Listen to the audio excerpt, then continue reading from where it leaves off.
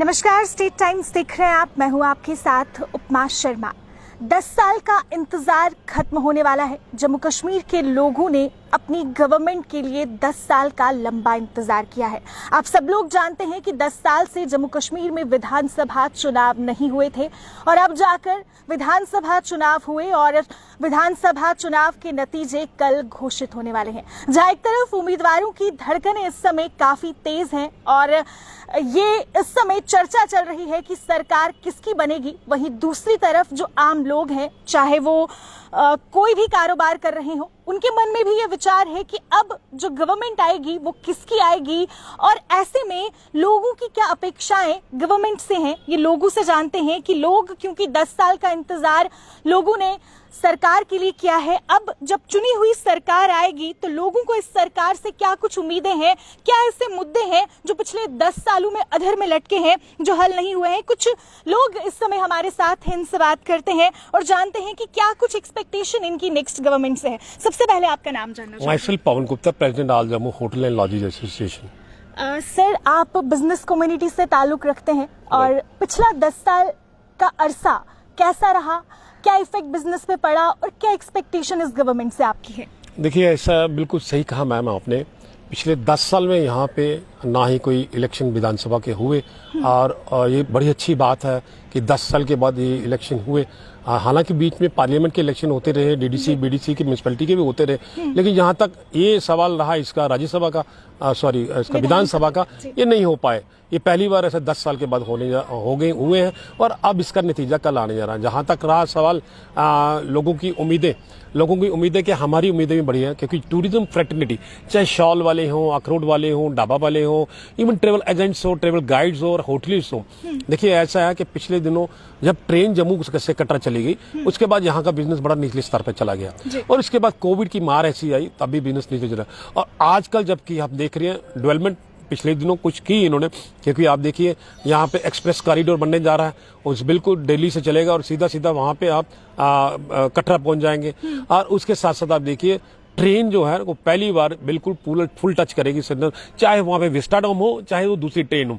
लेकिन ऐसा है कि हम डेवलपमेंट के खिलाफ नहीं है, हम ये भी चाहते हैं कि जो आने वाली जो सरकार जो भी सरकार बने वो कुछ अब कश्मीर सेंट्रिक छोड़ के जम्मू सेंट्रिक की तरफ होनी चाहिए। यहाँ तक आंकड़े बताते हैं कि कश्मीर सेंट्रिक की तरफ 47 के बाद जितनी सरकारें रही, कश्मीर की तरफ सेंट्रिक रही।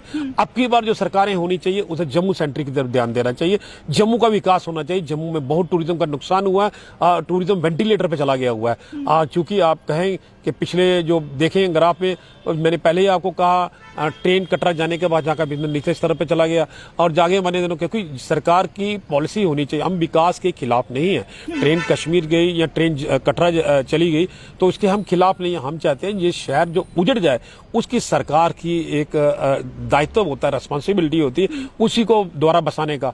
और पिछले दिनों आपने देखा कि जब से ये सरकार बनी थी, ये एलजी साहब थे हमारे बने हुए, तब से इन्होंने एक दरबार मूव प्रथा होती थी, यहाँ का बिजनेस बड़ा चलता था। चाहे यहाँ के लोग होटलिस्ट हो, चाहे लोग यहाँ के जुड़े हुए जितने भी है ना, वहाँ पे आके दरबार मूव में जुड़े हुए थे लोग ठहरते, ये इन्होंने बंद कर दी। हालांकि ये पॉलिटिकल लोगों ने बड़ा आश्वासन दिया, अब की बार ये दोबारा नए सिरे से दोबारा बहाली हो जाएगी। क्या आप ये बात मानते हैं कि पिछले 10 साल सरकार न होने से यहाँ की जो बिजनेस कम्युनिटी है उसे भी काफी नुकसान उठाना पड़ा है, टूरिज्म पर भी इफेक्ट पड़ा है? नहीं, ये सवाल आपने बिल्कुल ठीक कहा। देखिए, ऐसा मैं बिल्कुल नहीं कहूंगा कि 10 साल में यहाँ पे डेवलपमेंट नहीं हो पाई। 10 साल में डेवलपमेंट अगर कहूँ मैं, कश्मीर खित्ते में बहुत, आप देखिए G20 वहाँ पे किया, वहाँ से और भी कई ऐसी मीटिंग्स हुई, वहाँ पे हुई। इंटरनेशनली एक बताया गया कि कश्मीर वो वाला नहीं है। रहा सवाल जम्मू में, वहाँ भी डेवलपमेंट जितनी उम्मीदें थी, जितनी अपेक्षाएं थी, वो नहीं हो पाई उसके बराबर में।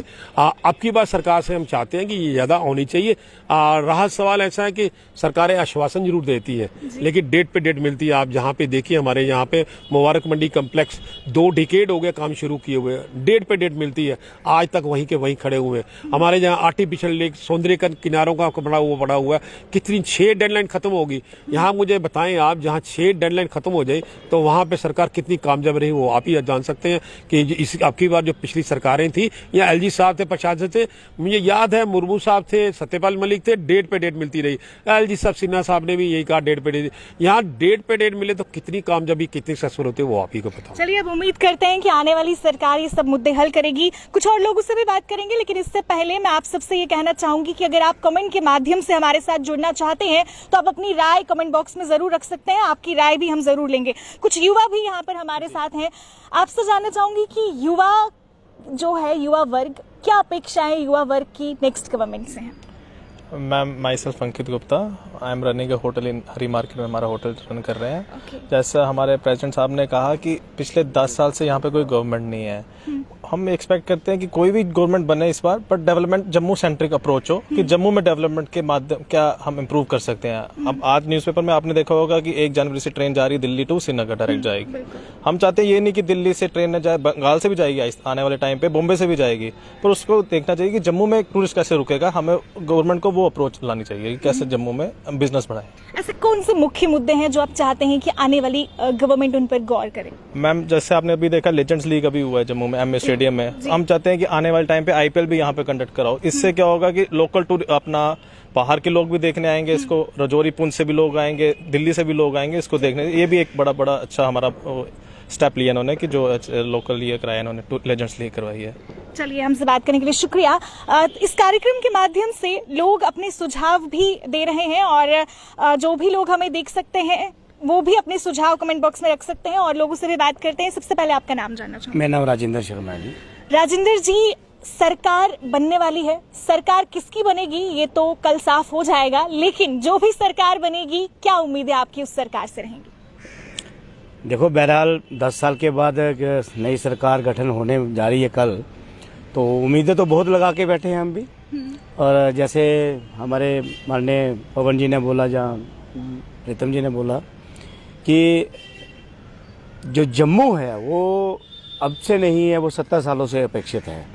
तो हमें लगा कि जो 2014 में जो यहाँ पे सेंटर चेंज हुआ और उसके बाद जो हमें लगा कि जैसे हमारी यूटी बनाई गई 2019 में, तो रिवोक होने के बाद तो हमें लगा कि कुछ जो है कुछ पॉजिटिव होने वाला है। लेकिन उसके बावजूद भी आप ये कह सकते हैं कि जम्मू जो है वो थोड़ा सा हताश रहा। आज कश्मीर बोलता है कि 370 पे आपने बहुत मिठाइयाँ बांटी, लेकिन उसका फल जो है वो हमने खाया। और वो आप लास्ट 2 ईयर्स में देख लीजिएगा, जितना टूरिस्ट फ्लो वहाँ पे गया है, मुझे नहीं लगता इतना पहले लास्ट 20 ईयर्स में भी गया हो। वहाँ पे होटल्स के रेट देखिए, जो होटल 2000 रुपये में जाता था वो 20,000 में चला गया, और जो 15,000 या 20,000 में जाते थे वो 80,000 या अबव चले गए हैं। जैसे खाइबर का ले लीजिए, वो 16,000 रुपये का रूम था, अभी 65 मिनिमम है उसका। वहाँ पे रेडिसन है, उसका रेट जो है 8,500 रुपये था, अब 28,000 है। तो वहाँ पे इतना फ्लो कर दिया। अभी आ जाइए हमारे जम्मू कश्मीर पे। जम्मू जो प्रोविंस एक ऐसा प्रोविंस है कि गॉड गिफ्टेड है। यहाँ पे आपको एडवेंचर भी है, यहाँ पे आपको वाटर टूरिज्म भी है, बॉर्डर टूरिज्म भी है, यहाँ पे आपको होली टूरिज्म भी है। हमें ऊपर वाले ने बहुत कुछ बख्शा है, लेकिन सियासतदानों ने कहीं ना कहीं हमारे साथ जो है वो भेदभाव रखा, जिसकी वजह से जम्मू पिछड़ गया। तो अभी आने वाली गवर्नमेंट से हम यही चाहते हैं कि जो ये जो भेदभाव रहे हैं और जो जितना भी पहले जो रहा है, जो आपने अंधेरे में रखा है, अब पब्लिक भी जाग चुकी है। और हमारी एक्सपेक्टेशंस हैं कि जम्मू को एक इंडिपेंडेंट जो है टूरिस्ट जो है स्पॉट पे लाया जाए, ताकि जो जम्मू का जो रहनुमा है, जो जम्मू का रहने वाला है, वो भी अपनी जो गुजर बसर जो है वो बड़े आराम से कर सके। और बाकी क्या कह सकते हैं, डेवलपमेंट के नाम पे हो रहा है, लेकिन मुझे लगता है डेवलपमेंट के लिए जितना पैसा सेंटर से आ रहा है, डेवलपमेंट के बजाय यहाँ पे मुझे लग रहा है कि उसकी जो भी अमाउंट है उसकी बंदर लूट जिसको हम कह सकते हैं कि वो ज़्यादा हो रही है। आप डेवलपमेंट नहीं कह सकते। आप ये देखिए, ये लगाए हैं यहाँ पे टूरिस्ट जो आता है कोई कुंभ करने के लिए, यहाँ पे ये अभी ये आपके पीछे देखिए, अगर कैमरा घुमाएंगे, ये अभी 30 लाख का यहाँ पे ये इसको प्लेन किया गया है। तो मुझे आपको लगता है कि यहाँ पे 30 लाख इन्वेस्टमेंट हुआ होगा? ये मिट्टी भरने से, मतलब 30 लाख रुपए की मिट्टी है ये 1.5 लाख 2 लाख रुपए में कोई भी भर सकता था। तो वही है कि डेवलपमेंट हुई है, लेकिन पेपरों में ज़्यादा हुई है, ग्राउंड लेवल में बहुत कम हुई है। और हमारा यही मानना है कि हर सरकार ने ठगा है।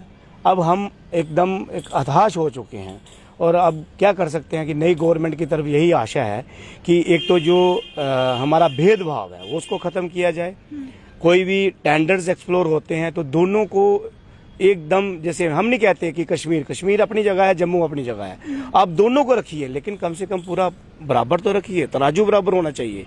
अगर आप तराजू ही ऊपर नीचे करेंगे तो फिर कौन देखेगा। जी चलिए, हमसे बात करने के लिए शुक्रिया। सरकार से उम्मीदें तो बहुत सारी हैं, देखना ये होगा कि सरकार किसकी आती है और क्या कुछ वो लोगों के लिए करती है। लोगों की उम्मीदें बहुत सारी हैं। युवा वर्ग से हम खास तौर से बात कर रहे हैं क्योंकि युवाओं ने भी काफी सफर किया है 10 साल। तो क्या एक्सपेक्टेशंस अब आपकी इस गवर्नमेंट से हैं? देखिए, जिस तरह से 10 साल के बाद अभी इलेक्शन शुरू हुए, अभी हुए हैं, यहाँ पे कंडक्ट हुए हैं, तो सरकार चाहे कोई भी आए, युवाओं को यही चाहिए कि रोजगार होना चाहिए। देखिए, हमारे यहाँ पे टूरिज्म जो है एक मेजर रोल प्ले करता है और पिछले 30-40 साल से काफ़ी अच्छी अपॉर्चुनिटीज और काफ़ी ज़्यादा जॉब क्रिएशन जो है टूरिज्म के थ्रू हुई हैं। बट अभी पिछले 2014 से जैसे हमने देखा, ट्रेन पहले कटरा चले गई, अभी कल ही मैंने सुना कि ट्रेन जो है जनवरी में श्रीनगर भी जा रही है। तो मुझे लगता है कि इससे टूरिज्म पे काफ़ी फ़र्क पड़ेगा। देखिए, एक होटल एरिया ना, तो वो अगर होटल चलाता है तो उसमें 10 से 12 लोगों को एम्प्लॉयमेंट जनरेट करता है। उसके साथ साथ वो आउटसोर्सिंग भी करता है, धोबी वाला है उसको काम मिल रहा है। तो मतलब इस तरह से काफ़ी ज़्यादा जॉब अपॉर्चुनिटीज़ निकलती हैं। लेकिन अभी जो सिनेरियो है, हमारा जो बिजनेस है वो डी ग्रोथ में जा रहा है और पिछले 6-7 साल में तो बिल्कुल ही डाउनफॉल आया है इसमें। तो मुझे लगता है सरकार कोई भी आए उसको जम्मू सेंट्रिक अप्रोच होनी चाहिए।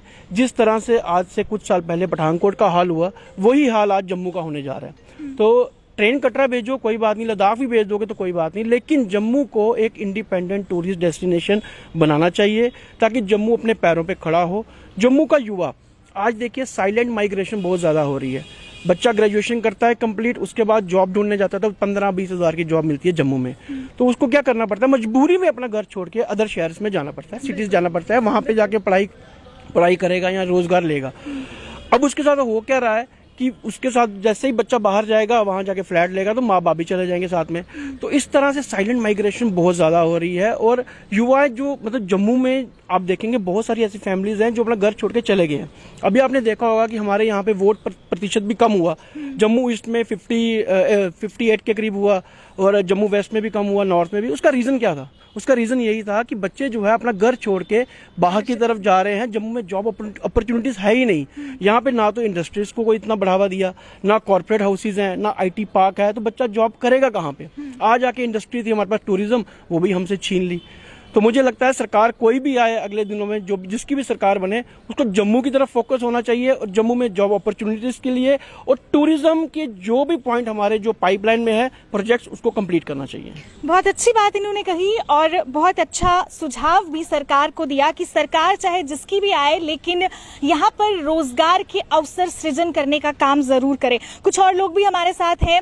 जिस तरह से अभी तक सबसे हमने बात की और सब लोगों का एक ही कहना है कि जम्मू सेंट्रिक जो है गवर्नमेंट का विजन होना चाहिए। तो आप क्या कहना चाहेंगे, आपकी क्या एक्सपेक्टेशन नेक्स्ट गवर्नमेंट से है? बिल्कुल सही कह रहे हैं बच्चे, क्योंकि पिछली जितनी भी सरकारें रही हैं उनकी कश्मीर बेस से पूरी सोच रही है और पूरा हिंदुस्तान उस पर एक्सप्लॉइट होता रहा। जो टेररिज्म का जो भय दिखाकर, उसका खौफ दिखाकर, अंतर्वादियों की जो कारकर्दगी, उसको केंद्र सरकार के माध्यम में रखकर हमारे जम्मू को एक्सप्लॉइट किया गया कि देखिए वहाँ वो हो गया, ये हो गया, वो हो गया, खूब बंदरबांट हुई वहाँ पर और जम्मू को इग्नोर किया गया। ये बड़ा दुखदायी है। अब रही आपका जो प्रश्न था जो स्टार्टिंग में कि आने वाली सरकार जो भी आए, किसकी भी आए, लेकिन हमारी ये मांग है वो स्थायी सरकार बने। हमें ये नहीं देखना है ये कश्मीर बेस की है, ये जम्मू बेस की है। जो लार्जेस्ट पार्टी जो मैंडेट जिसको मिला उनको गठजोड़ करके सरकार बनानी चाहिए, क्योंकि हमने 10 साल में बहुत सारा भोगी है इन ब्यूरोक्रेट बाबुओं की तानाशाही। अब डेमोक्रेसी आएगी तो लोगों को अपना हक मिलेगा, इंसाफ मिलेगा और चुने हुए अपने अपने क्षेत्रों में वो चुने हुए विधायक अपना काम करेंगे। तो काम तभी करेंगे जब यहाँ सरकार बनेगी, नहीं तो फिर वही बाबूशाही यहाँ पर आ जाएगी। उनकी एक बंदे की जो मर्जी चलती है वही करता है। तो ये अभी मेरे साथियों ने सभी विस्तारपूर्वक आपको तमाम चर्चाओं पर विषय पर चर्चा करी है, लेकिन विशेष करके मैं ये कहूँगा कि ये सरकारें कह रही हैं कि झील बना रहे हैं जी, आपके लिए बहुत बड़ी एक उपलब्धि होने वाली है। जैसे तमाम इनके जो भी इलेक्शन के दौरान भी ये चर्चा की गई, पर झील से ही कैसे टूरिज्म बढ़ेगा, मुझे ये बड़ा प्रश्न है कि झील देखने में क्यों, दुनिया भर में बहुत सारी झीलें हैं। उसके साथ साथ हमारा रिलीजियस पर्यटक जो जम्मू के शहर मंदिरों का शहर है, मंदिरों का रख रखाव, उनकी व्यवस्था ठीक नहीं होगी तो यहाँ टूरिस्ट नहीं आएगा, केवल झील देखने नहीं आएगा। यहाँ बहुत सारे इतनी धरोहरें हैं हमारे पास, उनको देखने के लिए उनका सशक्त कोई कानून बनाए, उनकी देख रेख के लिए डेवलपमेंट जो आकर्षण का केंद्र बने, लोग बड़े चाह से, जैसे माता वैष्णो देखिए किस तरीके से सजावट हुई है, किस तरीके से वहाँ रास्ते बने हैं, किस प्रकार वहाँ पर डेवलपमेंट हुई है, दुनिया भर की फैसिलिटी वहाँ हवन, धार्मिक जितनी सभी जो एक सनातनियों को जो जरूरत हुई है वो सारे कार्य हो रहे हैं। तो यहाँ क्यों नहीं हो रहे भाई? तो जब तक यहाँ वो चीज़ें नहीं होंगी तो यहाँ पर टूरिज्म नहीं बढ़ेगा। सरकार किसकी भी बने, स्थायी बने, लोगों के काम हो, डेवलपमेंट हो, विकास हो, तब जाके जम्मू शहर जो ग्रो करे। जम्मू जिसमें डिमोरलाइज है, जम्मू एक, मैं कहता हूँ एक कोमा की स्थिति में चलेगा। ये हालत है व्यापारियों का, लोग दुखी हैं और बार हम सरकार को बार बार आगाह कर रहे थे कि जम्मू की नब्ज पकड़िए, जम्मू के लोग क्या चाहते हैं उनकी नब्ज को टटोलिए, परंतु ऐसा नहीं किया। वो सिर्फ कश्मीर कश्मीर कश्मीर कश्मीर, ऐसा नहीं चलेगा। जम्मू के लोगों को सुननी पड़ेगी और जम्मू के लोगों को बचाना कि ये आपका दायित्व है, ये सरकारों का धर्म भी है। ऐसे कौन से मुख्य मुद्दे हैं जम्मू के आपको लगता है जो सरकार को सबसे पहले सत्ता में आने के बाद हल करने चाहिए? सबसे प्रमुख यही मैंने जो प्रमुखता से बोला कि ये जो धार्मिक स्थान है इनका सुधार, तब जाके टूरिज्म बढ़ेगा। बाकी आप झील बनाइए, नाले बनाइए, नालियां बनाइए, उससे कोई टूरिज्म बढ़ने वाला नहीं है। क्योंकि यात्री को कैसे लाएंगे हम जब उसके लिए कोई अद्भुत चीज यहाँ पेश करेंगे? भाई ये है हमारा, वैष्णो देवी दुनिया जाती है, तिरुपति बालाबनी जो का स्थापना हुई है मंदिर, वहाँ भी टूरिज्म जा रहा है, लेकिन शहर के बार हो गया ना। हमें शहर के भीतर चाहिए। और दूसरी हमारे साथी जो कह रहे थे, ये जो मैच जो चल रहा है क्रिकेट मैच, इस तरह पैसा खर्चने के बाद इस स्टेडियम पर यहाँ IPL क्यों नहीं करवाया जाता? यहाँ रेगुलर 2020 मैच क्यों नहीं करवाए जाते? यहाँ पर 50 ओवरों का मैच क्यों नहीं कराया जाता? क्या कमी है? क्यों उन सियासतदानों के लिए वो खोल दिया जाता है हर साल उसको बर्बाद करने के लिए? तो ये मेरा कहना मतलब ये है कि इससे टूरिज्म बढ़ेगा। जब मैच होंगे, दुनिया के लोग, अगर हिमाचल में लोग धर्मशाला में जाते हैं, चंबा में जाते हैं, तो वो क्यों मैच देखने जाते हैं? हजारों लाखों रुपए खर्च, तो हमारी भी इंडस्ट्री फुलेगी, शहर को बिजनेस मिलेगा। इसलिए यहाँ जो मैच है वो इंटरनेशनल मैच भी होने चाहिए। इसके लिए इनकी सियासतदानों को तैयारी करनी चाहिए। धन्यवाद जी। 10 साल का लंबा इंतजार अब खत्म होने वाला है और कुछ ही घंटे बचे हैं। कल सुबह काउंटिंग शुरू हो जाएगी। उम्मीदें बहुत सारी हैं और सभी उम्मीदों पर हम बात कर चुके हैं। आपकी नज़र में ऐसे क्या मुद्दे हैं, क्योंकि 10 साल एक लंबा अरसा होता है और 10 साल में बहुत सारे ऐसे प्रोजेक्ट्स हैं जो अधर में लटके हैं, बहुत सारे ऐसे मुद्दे हैं लोगों के पास, क्योंकि लोगों के पास कोई चुनी हुई सरकार नहीं थी, कोई चुना हुआ नुमाइंदा नहीं था जिसके पास वो अपने मुद्दे लेके जाते। तो आखिर में क्या कहना चाहेंगे सभी लोगों से जो इस समय आपको देख रहे हैं? देखिए, ऐसा है, मैं आपके माध्यम से सरकार से रिक्वेस्ट, आने वाली सरकार से मैं रिक्वेस्ट करूंगा, पहले भी जितने पाइपलाइन में प्रोजेक्ट्स हैं पहले वो अर्ली कंप्लीशन होनी चाहिए। जैसे मैंने पहले ही कहा आपको, मुबारक मंडी कॉम्प्लेक्स तकरीबन 2 डिकेड हो गया शुरू किए हुए। 2 डिकेड कहने का मतलब 20 साल हो गए शुरू हुए, जबकि इसकी अर्ली में इसकी कंप्लीशन कास्ट रखी थी 300 करोड़। देखिए, 2 चीजें नुकसान होती हैं जब कभी एक प्रोजेक्ट को डिले हो जाता ना। एक तो प्रोजेक्ट की कॉस्ट कई गुना एस्केलेट कर जाती है, और जो चीज समर्पित होनी होती है, अगर सपोज 2008 में होनी है या 2012 में होनी है, 2024 में भी वो अंधकार में पड़ा हुआ है, तो वो इससे डिले होता है और टूरिज्म यहाँ पे नहीं आता, सीधा सीधा बाहर चलते। जैसे मैंने आपको कहा, मुबारक मंडी के डोगरों की धरोहर, कई सालों से लोग उम्मीदें लगाए बैठे। कुछ तो लोग चले गए चाह में कि अपनी धरोहर देखनी है, कोई लोग जाने की कगार में है। वहां पे एक और डेवलपमेंट हमने देखी, वहां के अंदर एक होटल बनाने जा रहे हैं। सरकार को ये है कि यहाँ से कैसे रेवेन्यू इकट्ठा किया जाए। सरकार का ये नहीं है कि रेवेन्यू इकट्ठा भी हो जाता है, क्योंकि आप देखिए, मैं हाल ही दिनों में देखा कि हमारे यहाँ म्यूजिकल फाउंटेन शुरू किया था, उसे इतनी जल्दी इन्होंने उसके रेट इंक्रीज कर दिए कि लोग की पॉपुलरिटी ऐसी मिल ही नहीं पाई, इतनी एडवर्टाइजमेंट नहीं हो पाई, लोग वहां पे गए नहीं। आज वहां पे बिल्कुल ना के बराबर चल रहा है, और वहां के बाहर का हम कंपेरिजन करते हैं तो बहुत अच्छा चलता है। तो मैंने ऐसे ही कहा, जैसे हमारे पास डेडलाइन खत्म हो जाती है और डेट पे डेट मिलती है। मैंने कहा आपको, आर्टिफिशियल लेक और किनारों का सौंदर्यीकरण साबरमती के पैटर्न पे करना था। 2000 जो आर्टिफिशियल लेक का काम हुआ था 2009 में शुरू हुआ था, 12 में खत्म होना था, 14 में खत्म होना था, 16 में खत्म, 6 डेडलाइन खत्म होगी। वो कहाँ से सक्सेसफुल हुआ? जब कभी सक्सेसफुल नहीं होगा तो टूरिज्म कहाँ से बढ़ेगा? मैंने कहा ना, सीधा सीधा लोग बाहर से आएंगे। हमारे यहाँ 3 किस्म का टूरिज्म, एक एडवेंचर टूरिज्म, वो मैं कहूँगा हमारा जो कॉर्नर था लेह लद्दाख वहाँ पे होता था। एंटरटेन टूरिज्म कश्मीर में हमारे जहाँ मैक्सिमम जो हमारा चंक होता है वो रिलीजियस टूरिज्म है हमारे पास। तो अब यहाँ पे सीधा सीधा लोग वैष्णो देवी जाते हैं, सीधा सीधा बाहर चले जाते हैं, अंदर कोई आता नहीं, क्योंकि लोग भी देते हैं हर साल कोई नई चीज़ होनी चाहिए। पार्लियामेंट का डेलीगेशन जहाँ पे आया वो देखता है 25 साल से वहाँ का वहाँ सड़कें उलबते सिकुड़ गई हैं, कोई नई चीज़ नहीं बनी। जब तक ये नई चीज़ पाइपलाइन प्रोजेक्ट्स नहीं होंगे तब तक अंदर नहीं आएगा। और जम्मू की आप हालत देखें, मैंने कितनी बार कहा इनको एक व्हाइट पेपर निकालें, ऑडिट करें, सर्वे करें। आप पूरा जहाँ पे चंक का बिस्तर जाते हैं, चाहे रघुनाथ में अंदर हरी मार्केट हो, लोअर मार्केट, बिल्लो गुमट हो, वहाँ देखिए आज काम ही नहीं है, बिल्कुल बैठे बैठे हुए हैं लोग, वहाँ सेल ही नहीं, ना के बराबर है। जब तक यहाँ पे आएगा नहीं कोई तब तक यहाँ पे नहीं होगा। चलिए, हमसे बात करने के लिए बहुत बहुत शुक्रिया। जी जी जी मैम, आपने एक प्रश्न किया था कि ऐसी क्या बात आप रखना चाहते हैं जो आने वाली सरकार की जिससे तत्काल हमें फायदा हो। तो मैं अभी आने वाली सरकार जो भी बनती है मैं उसको पहले शुभकामना एडवांस में देना चाहता हूँ, लेकिन पहली कैबिनेट में ये फैसला लें कि दरबार मूव जो तत्काल लोगों को लाभ दे सकता है उसे एक पहली कैबिनेट में ये प्रस्ताव लाए कि यह दरबार फिर बहाल हो जो 5 नवंबर में आने वाला है। इस लोगों को अभी ये जितने भी पाइपलाइन प्रोजेक्ट है इनको छोड़िए, तत्काल जो लोगों को कम समय राहत मिल सकती है ये दरबार मूव से बहुत सारे लोगों को इसका लाभ मिलेगा। धन्यवाद जी। चलिए, हमसे बात करने के लिए बहुत बहुत शुक्रिया। तो ये हमारे साथ कुछ लोग थे जिन्होंने अपने सुझाव आने वाली सरकार को दिए और साथ ही साथ ये भी बताया कि क्या कुछ मुद्दे हैं जम्मू के लोगों के जो वो चाहते हैं कि प्रायोरिटी पे हल हो। और एक चीज जो इन सबकी कॉमन थी वो यही थी कि जो भी सरकार आए वो जम्मू के लोगों के बारे में भी सोचे, क्योंकि जिस तरह से पिछले कई वर्षों में जम्मू के साथ भेदभाव हुआ है ऐसा अब आने वाली सरकार बिल्कुल भी ना करे और प्रायोरिटी पे जम्मू के लोगों को भी रखा जाए। ये नहीं कह रहे कि जम्मू कश्मीर में विकास ना हो, विकास हो और जम्मू और कश्मीर दोनों ही संभागों में बराबर का विकास हो। तो आपके इस सब पर क्या विचार है और आपकी आने वाली सरकार से क्या एक्सपेक्टेशंस हैं, कमेंट बॉक्स में जरूर हमारे साथ शेयर कीजिए। फिलहाल के लिए वीडियो जर्नलिस्ट दीपक यादव के साथ मुझे दीजिए इजाजत और देखते रहिए स्टेट टाइम्स। नमस्कार।